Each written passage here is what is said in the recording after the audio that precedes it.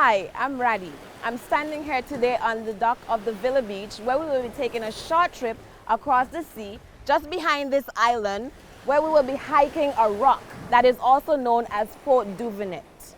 This rock has been used over many years for hiking, picnics, even weddings. Even though this rock has been used for entertainment, it also holds a lot of history. So let's go and find out.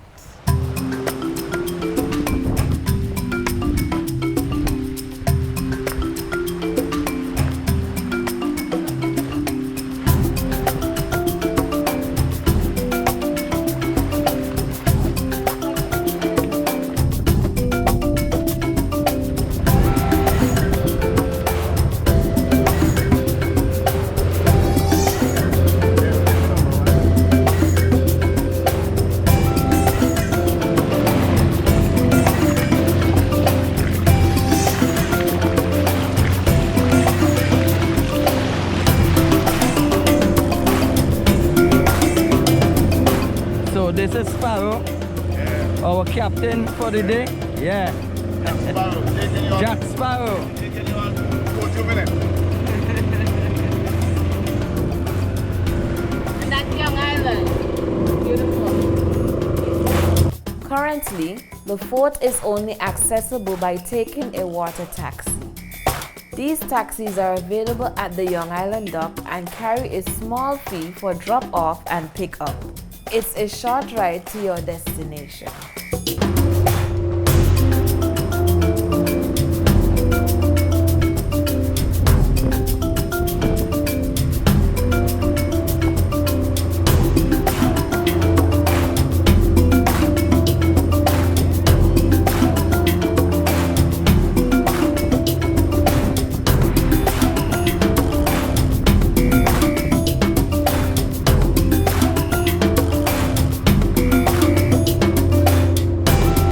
St. Vincent and the Grenadines were much sought after territories in the 18th and 19th centuries.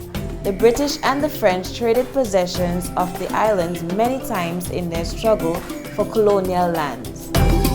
It is not surprising that there are over 35 military sites on St. Vincent alone.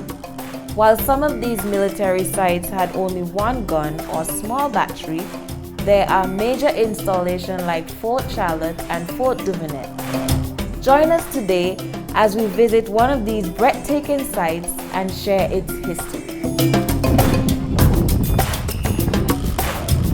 Recently, restored through the assistance of the Government of Finland by a grant to the SVG National Trust in 2011, the project took 10 months to complete for opening, which assisted in not only protecting the historical value of the fort, but also protects the unique ecosystem found around it.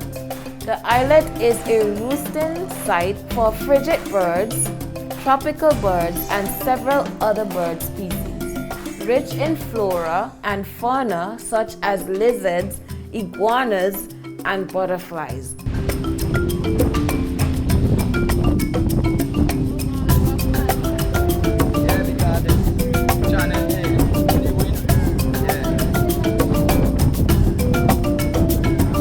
Fort Duvernette is located within the South Coast Marine Conservation Area, which means that fishing or harvesting of any marine life is illegal and carries a fine of over 5,000 isi for breaching of the law.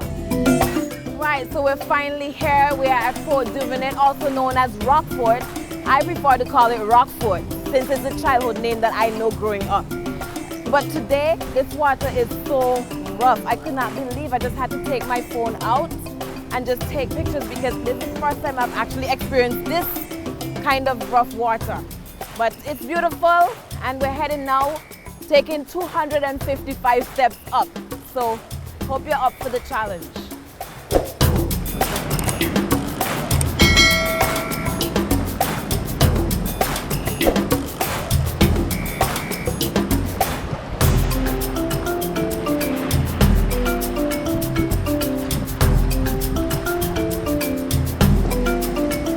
As I mentioned earlier, Fort Duvernette is also known for some entertainment.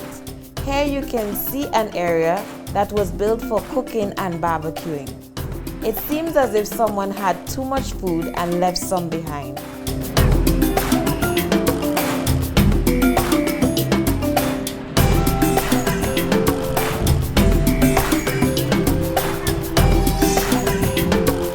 This is where all the action is held, right next to the sea. Well, I've already started climbing and I've already started counting steps. We never climb in anticipation because there are slippery stones here that you may just, you're climbing at your own risk, right? So you have to be careful. Just take your time and enjoy the walk or the climb. Okay, coming up, the view is already amazing behind me. And you can see the whole of the other side that we just came from, the Villa Beach. It's a beautiful, beautiful scenery up here. I'm already tired. Well, as you can see, when we're coming up, you can see that the stairway here has actually broke away. I'm not sure what's the cause of it, but it's just eating away bit by bit. There are 255 steps on a spiral stairway that partially cuts into the rock that leads you to the top of this 60-meter basalt volcanic plug. Okay, usually I'm a little bit out of breath, but not due to because I can't do it. You know, I can, but it's been a long time, but it is actually a bit challenging. For those of you who are not accustomed to hiking, it may be a little bit of challenge, it may not. So, built by the British in the early 1790s, the rock was known as Young Sugarloaf and later renamed as Fort Duvernette, but is locally known as Rockford. As we turned the corner, we came upon the first lookout point where they used to put these two cannons, where they actually fought to gain ownership of the Calico Bay just behind me. I am amazed to see how these cannons actually got up here.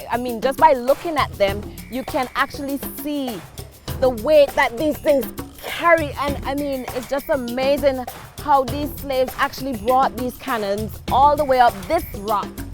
Mind you, back in those days, there were no steps available, so they had to actually pull these cannons up this rock. The fort was regarded as strategically positioned to protect the important port city of Calico, which was the center of the colonial government. Calico was the main port for loading of the precious commodity sugar and used for repairing boats after journeying across the Atlantic.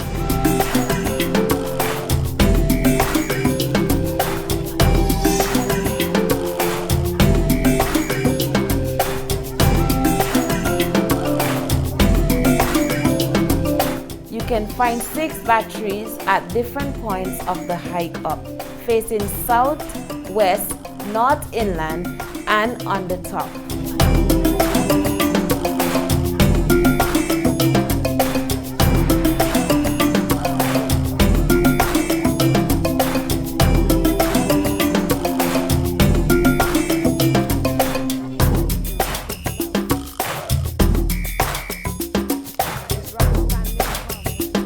Just a few meters away from the first lookout point, we came upon the second lookout point with 3 cannons.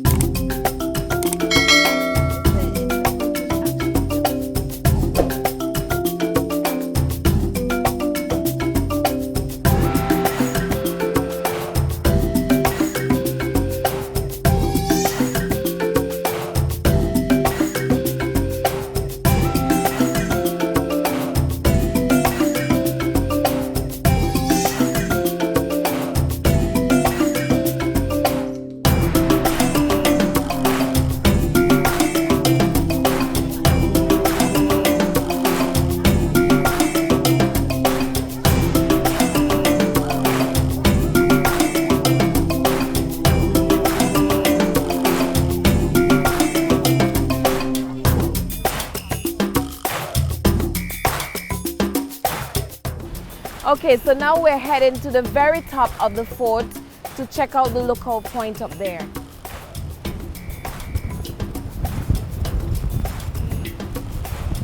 Gosh, this wind is heavy. It's very windy today. Very, very windy.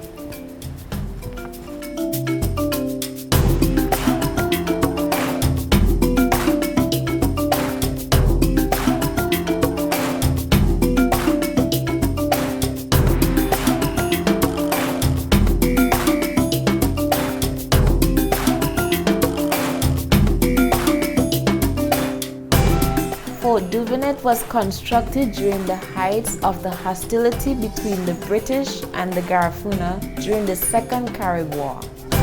At this time, the French often supported the Garifunas against the British. It must be noted that the friendship between the French and the Garifunas did not last long, and the Garifunas eventually had to fight against the French. We're now at the top of the fort, which is the highest point at 250 feet high above sea level. This point has 5 cannons, which I believe is the main lookout point. The fierce and independent Garifuna successfully fought against full British occupation for 300 years until 1797, where they were finally defeated and exiled, except for the ones who fled to the hills of Greggs. The threat posed to the British by the Garifunas explain why some of the cannons on the top of Rock Fort are pointed inland. Well, that's it for now on this little hike to Rock Fort, to Fort Duvernette, and I hope you have gained a little bit of knowledge. So we're actually heading back down now to catch our boatman to head back to the Villa Beach.